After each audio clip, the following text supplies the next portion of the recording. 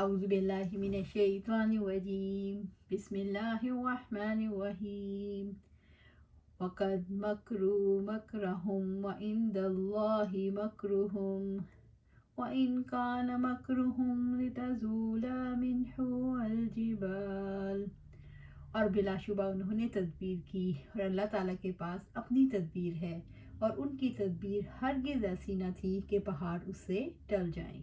سورۃ ابراہیم آیا 46۔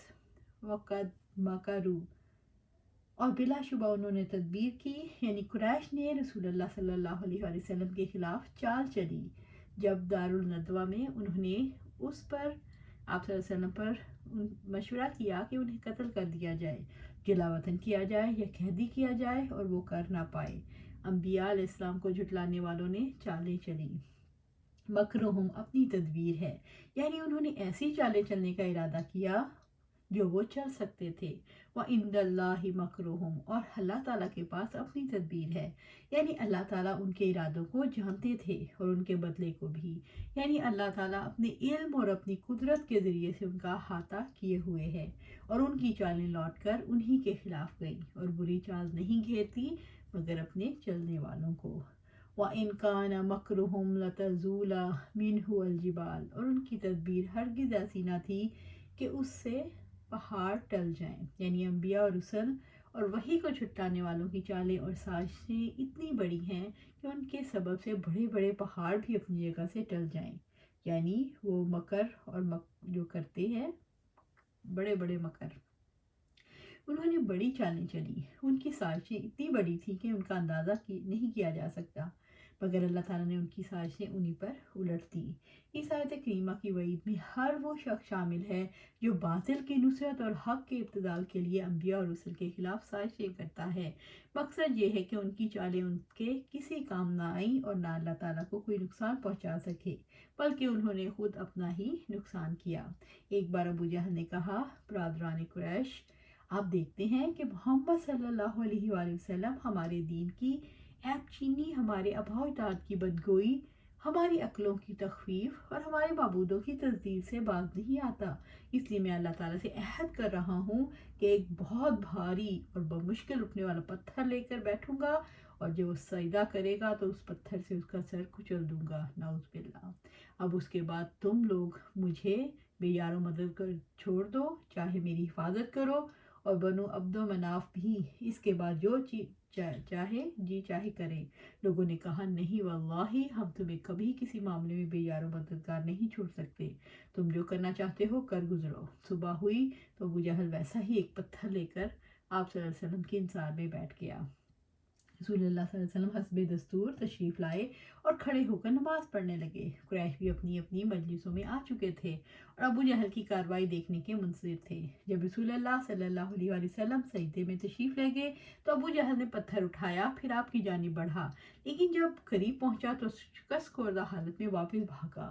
اس کا رنگ فاق تھا اور اس قدر مرعوب تھا کہ اس کے دونوں ہاتھ پتھر پر چپک کر رہ گئے، وہ مشکل ہاتھ سے پتھر پھینک سکا۔ ادھر قریش کے کچھ لوگ اٹھ کر اس کے پاس آئے اور کہنے لگے، ابو الحکم، تمہیں کیا ہو گیا؟ اس نے کہا، میں نے رات جو بات کہی تھی وہی کرنے جا رہا تھا، لیکن جب اس کے قریب پہنچا تو ایک اونٹ آڑے آ گیا۔ بخدا میں نے کبھی کسی اونٹ کی ویسی کھوپڑی اور ویسی گردن اور ویسے دانت نہیں دیکھے، وہ تو مجھے کھا جانا چاہتا تھا۔ ابن اسحاق کہتے ہیں کہ بتایا گیا کہ آپ صلی اللہ علیہ وسلم نے فرمایا، یہ جبرائیل علیہ السلام تھے، اگر ابو جہل قریب آتا تو اسے ادھر ہی پکڑ لیتے۔ ابن انس بن مالک رضی اللہ تعالیٰ نے بیان کیا کہ مجھ سے ابوبکر صدیق رضی اللہ عنہ نے بیان کیا کہ انہوں نے کہا کہ میں غار ثور میں نبی صلی اللہ علیہ وسلم کے ساتھ تھا، میں نے کافروں کے پاؤں دیکھے جو ہمارے سروں پر کھڑے ہوئے تھے۔ صدیق اکبر رضی اللہ تعالیٰ عنہ گھبرا گئے اور بولے، یا رسول اللہ صلی اللہ علیہ وسلم، اگر ان میں سے کسی نے بھی ذرا بھی قدم اٹھائے تو ہم کو دیکھ لیں گے۔ تو آپ صلی اللہ علیہ وسلم نے فرمایا، تو کیا سمجھتا ہے ان دو آدمیوں کو کوئی نقصان پہنچا سکے گا جن کے ساتھ تیسرا اللہ ہے؟ سبحان اللہ، سبحان اللہ۔ فَلَا تَحْسَبَنَّ اللَّهَ مُخْلِفَ وَعْدِهِ رُسُلَهُ إِنَّ اللَّهَ عَزِيزٌ ذُو انتقام۔ پھر تم اللہ تعالیٰ کو ہرگز ایسا نہ سمجھو کہ اپنے رسولوں سے کیے گئے وعدے کے خلاف کرنے والا ہے، یقیناً اللہ تعالیٰ غالب ہے اور انتقام لینے والا ہے۔ سورۃ ابراہیم آیا 47۔ فَلَا تَحْسَبَنَّ اللَّهَ مُخْلِفَ وَعْدِهِ رُسُلَهُ، پھر تم اللہ تعالیٰ کو ہرگز ایسا نہ سمجھو کہ اپنے رسولوں سے کیے گئے وعدے کے خلاف کرنے والا ہے۔ رب العزت نے آپ صلی اللہ علیہ وسلم اور مومنوں کو تسلی دی کہ اللہ تعالیٰ اپنے وعدے کے خلاف نہیں کرتا۔ ان اللہ لا یخلف المیعاد، بے شک اللہ تعالیٰ وعدہ خلافی نہیں کرتا۔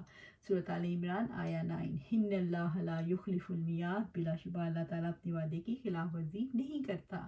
سورۃ الرعد آیا 31۔ اس نے دنیا میں اپنے رسولوں کی مدد اور ان کی پیروی کرنے والوں کی نجات اور ان کے دشمنوں کی دنیا اور آخرت میں ہلاکت کا جو وعدہ کر رکھا ہے وہ اس کی خلاف ورزی نہیں کرے گا۔ یہ وعدہ اس ذات کا ہے جو سب سے سچی ہے۔ ان اللہ، یقیناً اللہ تعالیٰ قوت والا، قدرت والا ہے، عزیز ان سب پر غالب ہے، سب پر غالب ہے، اسے کوئی بے بس نہیں کر سکتا۔ جو انتقام لینے والا ہے، جو کسی سے انتقام لینے کا یا سزا دینے کا ارادہ کر لے تو کوئی اسے روک نہیں سکتا۔ جو رسولوں کا انکار کرتے ہیں اور انہیں جھٹلاتے ہیں اور شرک کرتے ہیں وہ ان سے انتقام لینے والا ہے۔ یوم تبدل الارض غیر الارض والسماوات وبرزوا للہ الواحد القہار، جس دن یہ زمین کسی اور زمین سے بدل دی جائے گی اور آسمان بھی، اور سب لوگ اللہ تعالیٰ کے سامنے حاضر ہوں گے جو اکیلا ہے، بڑا زبردست ہے۔ سورۃ ابراہیم آیا 48۔ یوم تبدل الارض غیر الارض والسماوات، جس دن یہ زمین کسی اور زمین سے بدل دی جائے گی اور آسمان بھی۔ آپ انہیں یاد دلائیں کہ جس دن آسمان اور زمین کو فنا کر کے نئے سرے سے بنایا جائے گا، رسول اللہ صلی اللہ علیہ وسلم نے فرمایا قیامت کے دن لوگ سفید زمین پر جو سرخی مائل ہوگی جمع کیے جائیں گے۔ وہ زمین ایسی ہوگی جیسے میدے کی روٹی، اس زمین پر کسی کا کوئی نشان باقی نہیں رہے گا، یعنی چٹیل میدان ہوگا۔ عائشہ رضی اللہ تعالیٰ عنہ سے روایت ہے کہ آپ صلی اللہ علیہ وسلم سے اللہ رب العزت کے قول، اس دن یہ زمین دوسری زمین سے بدل دی جائے گی اور آسمان بھی بدل دیے جائیں گے کے متعلق پوچھا کہ اللہ کے رسول صلی اللہ علیہ وسلم اس دن لوگ کہاں ہوں گے؟ تو آپ صلی اللہ علیہ وسلم نے فرمایا پل صراط پر۔ عائشہ رضی اللہ تعالیٰ نے رسول اللہ صلی اللہ علیہ وسلم سے یہ آیت کے بارے میں سوال کیا، والارض جمیعا قبضتہ، سورۃ زمر آیا 67، کہ اس دن لوگ کہاں ہوں گے؟ فرمایا جہنم کی پشت پر۔ اس دن زمین ہموار کر دی جائے گی اور آسمان پگھلے ہوئے تانبے کی طرح ہو جائے گا۔ اللہ سبحانہ تعالیٰ فرماتے ہیں جس دن ہم آسمان کو لپیٹ دیں گے جیسے کتابوں کے لکھے ہوئے کاغذات لپیٹ دیے جاتے ہیں، جیسا کہ ہم نے پہلی تخلیق کی ابتدا کی تھی اسی طرح ہم اس کا اعادہ کریں گے۔ یہ ہماری ذمہ وعدہ ہے، یعنی ہم کرنے والے ہی ہیں۔ سورۃ الانبیاء آیا 104۔ اس دن آسمان پگھلے ہوئے تانبے کی طرح ہوگا اور پہاڑ دھنکی ہوئی رنگین اون کی طرح ہو جائیں گے۔ سورۃ المعارج آیا 8 اور 9۔ وَبَرَزُوا لِلَّهِ، اور سب لوگ اللہ تعالیٰ کے سامنے حاضر ہوں گے، وہ اپنی قبروں سے نکل کھڑے ہوں گے تاکہ اللہ تعالیٰ ان کا حساب لے اور انہیں جزا دے۔ اس دن کوئی بھی اللہ تعالیٰ سے چھپ نہیں سکے گا۔ الواحد القہار، جو اکیلا ہے، بڑا زبردست ہے، یعنی اللہ تعالیٰ اپنی ذات، اپنی اسماء و صفات کی عظمت اور اپنے افعال کی عظمت میں منفرد ہے۔ وہ تمام کائنات پر غالب ہے، کائنات کی ہر چیز اس کے دستے تصرف اور تدبیر کے تحت ہے۔ اس کی اجازت کے بغیر کوئی چیز حرکت نہیں کر سکتی اور نہ ہی ساکن ہو سکتی ہے، جیسا کہ رب العزت نے فرمایا لمن الملک اليوم للہ الواحد القہار، آج بادشاہت کس کے لیے ہے؟ اللہ تعالیٰ کے لیے جو اکیلا ہے، بہت دبدبے والا ہے۔ سورۃ المومن آیا 16۔ وَتَرَى الْمُجْرِمِينَ يَوْمَئِذٍ مُقَرَّنِينَ فِي الْأَصْفَادِ، اور اس دن آپ مجرموں کو دیکھیں گے زنجیروں میں جکڑے ہوں گے۔ सूरत इब्राहीम आया 49 वतरल मुजरिमीन यौमइज़िन, और इस दिन आप मुजरिमों को देखेंगे, इस दिन आप सल्लल्लाहु अलैहि वसल्लम उन्हें देखेंगे जिन्होंने जुर्म किए, मुकर्रनीना जकड़े होंगे, उनके हाथ पांव गर्दन तक बंधे होंगे, फिल असफा जंजीरों में, आग की जंजीरों में। ये अज़ाब की कबीह तरीन सूरत है। सराबीलहुम मिन कतिवानी व तग़शा वजूहहुम अन्नार, उनके लिबास तारकोल में से होंगे और उनके चेहरों को आग ढांप लेगी। सूरत इब्राहीम आया 50। सराबीलहुम, उनके लिबास यानी उनकी कमीज, उनके कपड़े, मिन का तिरान, इन तारकोल में से होंगे, यानी वो जलते हुए स्याह मादे के अंदर होंगे जो जिस्म को जलाएगा।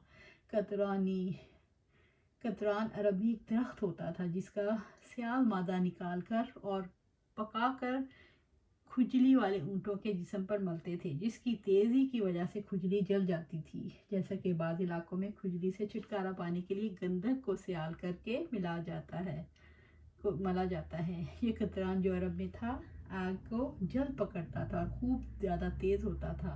मतलब ये कि मुजरिमीन के जिस्मों पर कतरान मला जाएगा जो उनके जिस्मों पर कुर्ते की तरह होगा। इसे दोज़ख की आग बहुत जल्द पकड़ेगी, जैसे कि दुनिया की आग दुनिया वाली कतरान को पकड़ती है। कतरान पिघले हुए तांबे को कहते हैं। दोज़खियों के लिबास तांबे के होंगे। रसूलुल्लाह सल्लल्लाहु अलैहि वसल्लम ने फरमाया, मेरी उम्मत में 4 काम जो जाहिलियत के हैं जिन्होंने वो नहीं छोड़े: हसब पर फ़ख्र, नसब में तानाज़नी, सितारों से बारिश की तलबी और मैयत पर नोहा। फिर फरमाया, सुनो, नोहा करने वाली ने अगर अपनी मौत से पहले तौबा ना की तो उसे क़यामत के दिन गंधक का कमीज़ और खुजली का दुपट्टा पहनाया जाएगा। अस्तग़फिरुल्लाह, अस्तग़फिरुल्लाह, अल्लाहुम्मा अजिरना मिनन नार।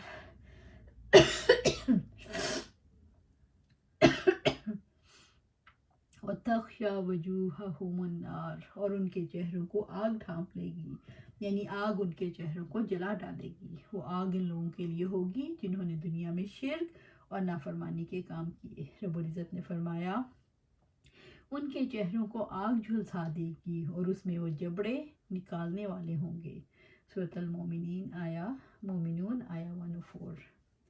काश जिन लोगों ने कुफर किया वो जान पाएं जब वो ना उन चेहरों से आग को रोक सकेंगे, ना अपनी पुश्तों से, और ना ही उनकी मदद की जाएगी। सूरत अल-अंबिया आया 39। तो क्या वो शख्स जो अपने चेहरे के साथ क़यामत के दिन बुरे अज़ाब से बचेगा, वो जन्नत वालों की तरह हो सकता है? और ज़ालिमों के लिए कह दिया जाएगा, चखो जो तुम कमाया करते थे। सूरत अज़-ज़ुमर आया 24। जिस दिन उन्हें चेहरों के बल आग में घसीटा जाएगा, चखो आग का छूना। सूरत अल-क़मर आया 48। लियजज़ी अल्लाहु कुल्ला नफ्सिन मा कसबत इन्नल्लाहा सरीउल हिसाब, ताकि अल्लाह ताला हर जान को उसकी कमाई का बदला दे दे। बिलाशुबा अल्लाह ताला बहुत जल्द हिसाब लेने वाला है। सूरत इब्राहीम आया 51। लियजज़ी अल्लाहु कुल्ला नफ्सिन मा कसबत, ताकि अल्लाह ताला हर जान को उसकी कमाई का बदला दे दे, यानी ताकि अल्लाह ताला हर एक को उसके अच्छे बुरे अमाल का बदला अदल के साथ दे। बुरे का बदला बुरा, और बुरे का बुरा बदला जुल्म नहीं है, हाथों की कमाई है। इन्नल्लाह सरीउल हिसाब, बिलाशुबा अल्लाह ताला बहुत जल्द हिसाब लेने वाला है। अल्लाह ताला सब के अमाल को जानता है, इसलिए वो अमाल के शुमार का मोहताज नहीं, इसलिए हिसाब बहुत तेज़ से होगा। रब्बुल इज़्ज़त ने फरमाया, मा खल्कुकुम वला बासुकुम इल्ला कनफ्सिन वाहिदा इन्नल्लाहा समीउन बसीर।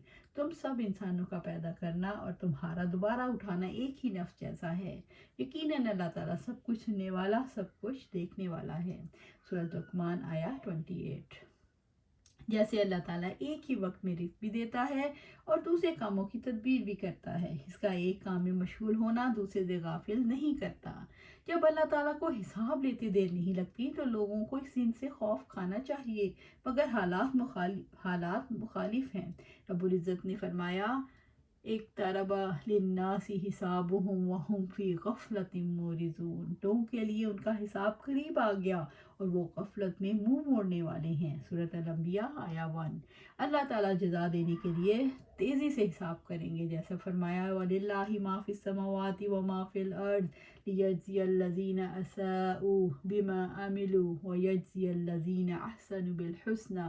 اللہ تعالیٰ ہی کا ہے جو کچھ آسمانوں میں ہے اور جو کچھ زمین میں ہے، تاکہ جنہوں نے برائیاں کی انہیں اس کا بدلہ دے، اور جو انہوں نے عمل کیا اور جن لوگوں نے بھلائی کی انہیں بھلائی کے ساتھ بدلہ دے. سورۃ النجم آیت 31. ھذا بلاغ للناس ولینذروا به وليعلموا انما هو الہ واحد وَلِيَذَّكَّرُوا أُولُو الْأَلْبَابِ. یہ انسانوں کے لیے ایک پیغام ہے، اور تاکہ وہ اس کے ساتھ ڈرائے جائیں، تاکہ وہ جان لیں بے شک وہ ایک ہی معبود ہے، اور تاکہ عقل مند نصیحت حاصل کریں. سورۃ ابراہیم آیا 52، اور یہ آخری آیت ہے. ھذا بلاغ للناس، یہ انسانوں کے لیے ایک پیغام ہے، یعنی یہ قرآن ساری انسانیت کے لیے پیغام ہے. جیسے کہ رب العزت نے فرمایا قُلْ أَيُّ شَيْءٍ أَكْبَرُ شَهَادَةً قُلِ اللَّهُ شَهِيدٌ بَيْنِي وَبَيْنَكُمْ وَأُوحِيَ إِلَيَّ هَذَا الْقُرْآنُ لِأُنذِرَكُم بِهِ وَمَن بَلَغَ أَئِنَّكُمْ لَتَشْهَدُونَ أَنَّ مَعَ اللَّهِ آلِهَةً أُخْرَى قُل لَّا أَشْهَدُ قُلْ إِنَّمَا هُوَ إِلَٰهٌ وَاحِدٌ وَإِنَّنِي بَرِيءٌ مِّمَّا تُشْرِكُونَ. آپ ان سے پوچھیں کون سی چیز گواہی میں سب سے بڑی ہے. آپ کہہ دیں اللہ تعالیٰ میرے اور تمہارے درمیان گواہ ہے، اور میری طرف یہ قرآن وحی کیا گیا تاکہ میں اس کے ساتھ تمہیں بھی خبردار کروں اور انہیں بھی جن تک یہ پہنچے. کیا تم گواہی دیتے ہو کہ اللہ تعالیٰ کے ساتھ واقعتاً دوسرے معبود ہیں؟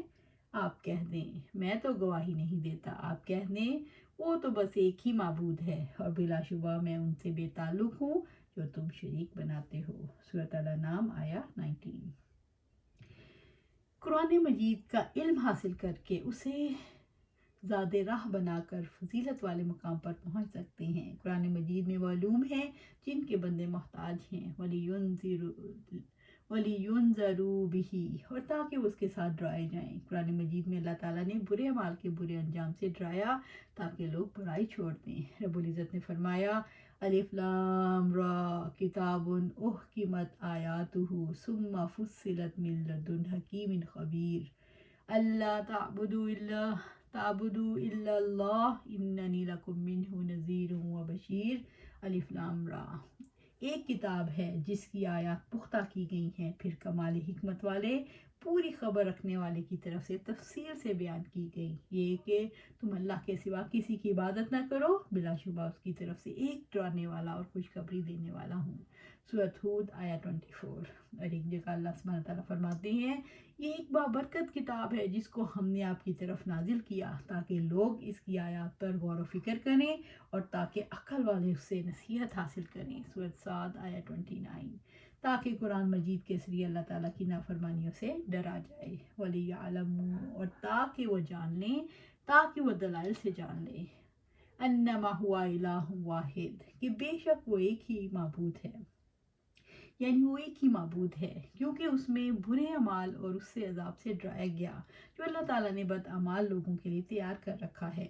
وَلِيَذَّكَّرَ أُولُو الْأَلْبَابِ، اور تاکہ عقل مند نصیحت حاصل کریں، یعنی عقل کامل کے حامل لوگ اسے نصیحت پکڑیں، وہ کام کریں جو ان کے لیے فائدہ مند ہیں اور وہ کام چھوڑ دیں جو ان کے لیے نقصان دہ ہیں. ایسا کرنے سے وہ عقل مند اور اصحاب بصیرت بن جائیں گے، اس لیے کہ قرآن کے ذریعے سے ان کو بتایا جاتا ہے کہ ان میں افکار کو روشن کیا جاتا ہے کیونکہ انہوں نے قرآن کے افکار سے علم حاصل کیا. قرآن انہیں بلند ترین اخلاق اور اعمال کی طرف دعوت دیتا ہے، ان پر واضح کرتا ہے اور دلائل سے ان کو مطمئن کرتا ہے.